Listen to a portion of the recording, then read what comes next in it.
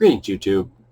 I was stunned and disgusted and dismayed when I heard the President of the United States say that the loss of Confederate statues is an attack on America's heritage. Now, I need you to stop for a second and let that really sink in for a moment. Because firstly, it shows a level of ignorance which is truly and profoundly astounding. Because the Confederates in the United States weren't. They weren't Confederates in the United States. They were their own country. They were the Confederate States of America. They had nothing to do with the United States of America. They were, in fact, traitors and the enemy of the United States of America. So the Confederacy is not part of America's heritage. It's the heritage of another country, one that we went to war with, one that we kicked their asses and drove them into extinction, and yet allowed them to maintain their identity, let them put up statues and keep flying their flag over the states in the United States of America, even though they were our enemies. Now, the heritage that he is talking about, remember, the heritage of an enemy nation, was a heritage of willing to fight and die to preserve the institution of slavery. Willing to preserve the institution of buying and selling human beings like livestock. There was a state, I think it was Mississippi, where it was illegal for a free black person to live in the state. The only category that a black person could be in and live in that state was as a slave. If you weren't a slave, you couldn't be there. So your only status option was that of slavery.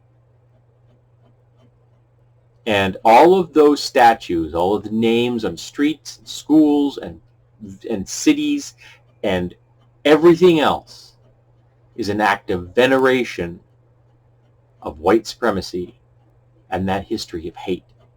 And apparently, the President of the United States of America is all for preserving that tradition and that history in the public eye and making sure that those symbols remain out there in public so that every black person can see them and know that white supremacy's symbols will stay and be there every day to remind them of their own slavery.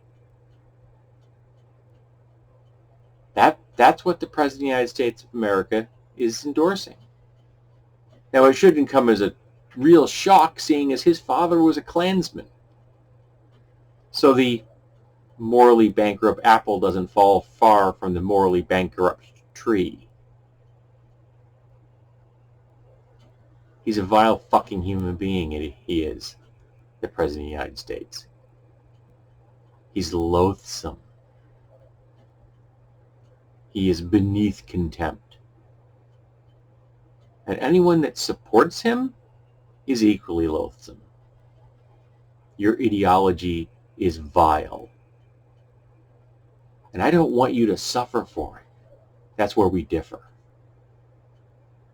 I want you to live a long, happy life.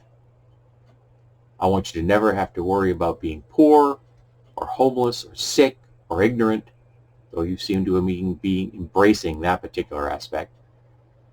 I want you to have the best life possible, so long as you're not stepping on the freedom of other people or kneeling on their necks.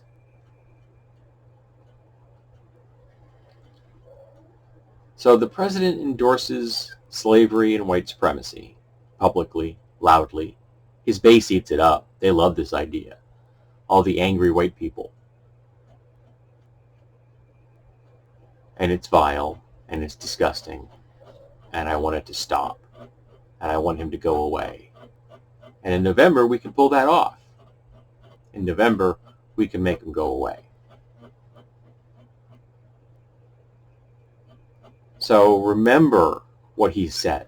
Remember that he is embracing the enemy of the United States of America, that he endorses their symbols of white supremacy and slavery and wants them to remain in the public eye instead of putting them into a museum or just having them being a footnote in the history book. Nah. He wants every black person to have to look at those things every day and be reminded of their status in the eyes of the President of the United States of America. Because he is a vile racist.